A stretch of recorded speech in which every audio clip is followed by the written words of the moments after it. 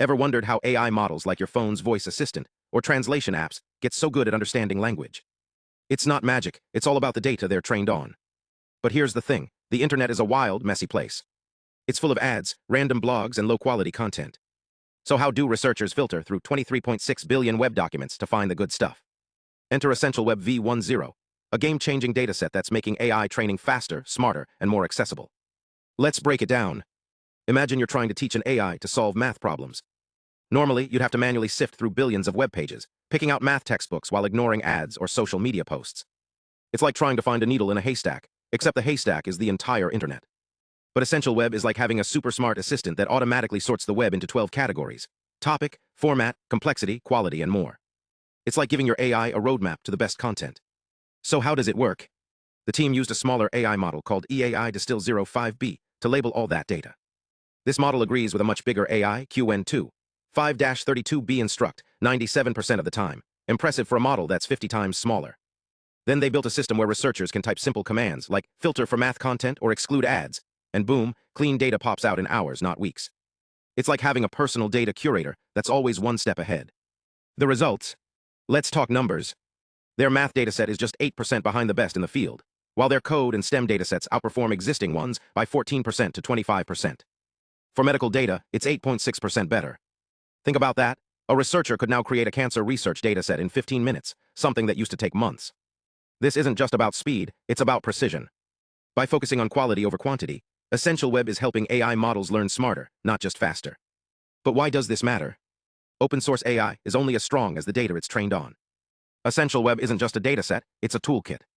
It's empowering everyone from academics to startups to build better models without relying on closed, expensive datasets. And because it's on HuggingFace, the community can keep improving it, like a living, evolving library of the web. So next time you see an AI acing a math test or writing code, remember, behind every smart model is a mountain of carefully curated data. ESSENTIAL-WEB is rewriting the rules of AI training, proving that quality, not just quantity, is the key to the future. Stay curious and keep exploring the science behind the magic. Hey everyone! Ever wondered how scientists figure out if two people, or even an AI, agree on labeling the same data? It's trickier than it sounds, and today we're diving into a study that reveals why even tiny changes in data can make big differences in results. Let's break it down. Imagine you and a friend are categorizing a bunch of documents. You both mostly agree, but sometimes disagree. How do you measure that? Enter Cohen's Kappa, a statistical tool that accounts for agreement by chance. But here's the catch, Kappa can be super sensitive. Picture this, two people mostly agree, but a single label shift could make Kappa drop from 0.8 to 0.3. That's a wild swing. And that's exactly what this study found. Why does this happen? Let's get technical for a sec. Kappa is calculated as observed agreement, expected agreement, divided by 1 expected agreement.